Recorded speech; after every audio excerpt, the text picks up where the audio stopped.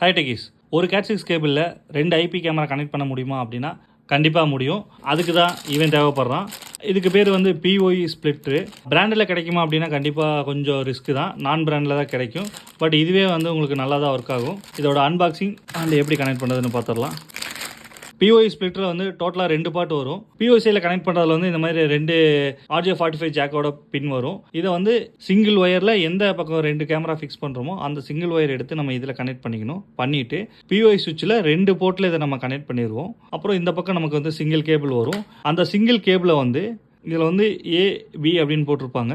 இது ஏலையும் பிலையும் வந்து கேமரா தான் கனெக்ட் பண்ணணும். இந்த எதுவே மென்ஷன் பண்ணாமல் இருக்கக்கூடிய சில இதில் மென்ஷன் பண்ணியிருக்கலாம். நம்ம வாங்கினதில் வந்து இதில் மென்ஷன் பண்ணல. ஸோ மென்ஷன் பண்ணாத பக்கத்தில் வந்து இன்புட்டை கொடுத்துட்டு கேமரா ஏ கேமரா பி 2 கேமரா இதில் எடுத்துக்கிட்டோம் அப்படின்னா சிங்கிள் கேபிள்லேயே வந்து நம்ம 2 கேமரா கனெக்ட் பண்ணிக்கலாம். கேபிள் லே பண்ண மிஸ் பண்ண இடத்துல சப்போஸ் வந்து கேபிள் இதுக்கு மேலே கேபிள் லே பண்ண முடியாது அப்படிங்கிற இடத்துல வந்து இந்த மாதிரி இதை யூஸ் பண்ணிக்கோங்க.